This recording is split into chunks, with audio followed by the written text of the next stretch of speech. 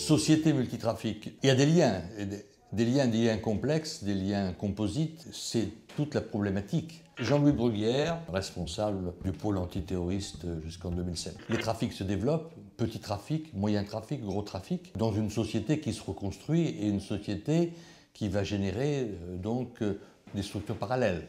Une société parallèle. Ces trafics n'ont d'autre but, bien évidemment, que de se procurer des profits. Et des profits illicites. Et des profits très rémunérateurs. C'est ça, je trouve que l'important, c'est la rentabilité des trafics de toutes sortes.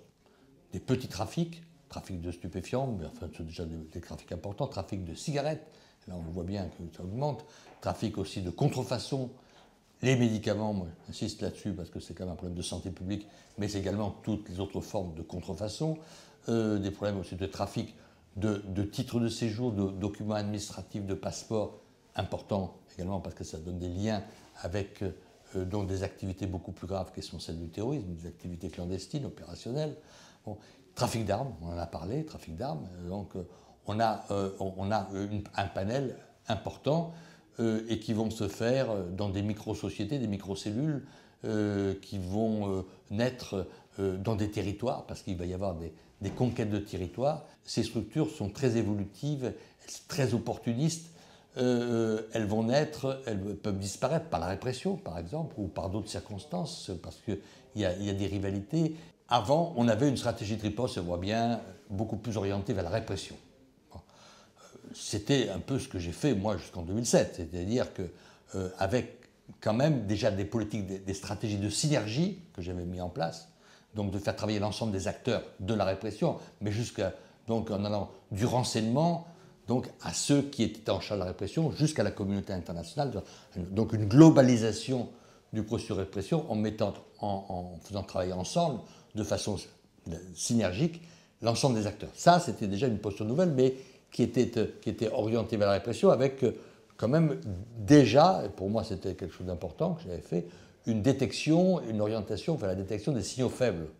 C'est-à-dire les éléments précurseurs qui permettaient de détecter d'une façon précoce les éléments de la menace pour la traiter très tôt. Aujourd'hui, on se rend compte qu'il va falloir bien aller à l'infra-répressif, c'est-à-dire essayer de descendre au plus bas possible pour essayer de comprendre pourquoi, dans les phénomènes terroristes, mais ça peut jouer également pour la criminalité, quels sont les facteurs qui permettent d'induire donc le passage à l'acte ou la radicalisation ou le passage à la délinquance. Souvent, les deux sont liés. Et il n'y a pas de modélisation. Je crois que c'est important de le dire, qu'on ne peut pas. Donc il n'y a pas de schéma. Il y a un petit peu comme certaines maladies, des facteurs qui favorisent, mais pas des facteurs déterministes. Ça se saurait, par exemple, pour le cancer, malheureusement, on sait que, par exemple, le tabac va induire. Mais il y a des gens qui fument beaucoup et qui finalement n'ont pas de cancer, ou des gens qui ne fument pas qui en ont. Donc il y a des facteurs de favorisation. Là, pour la délinquance, c'est pareil. On sait que des problèmes d'intégration, désintégration, des problèmes aussi d'échec scolaire, des problèmes, je veux dire, de vie dans les cités, des problèmes de rejet, des problèmes économiques, des problèmes sociaux, ensemble de facteurs qu'on connaît qui vont porter donc des éléments de désintégration sociale, de riposte, d'inacceptation et de tentation de passer d'abord par le circuit parallèle, plus la criminalité et la marginalisation.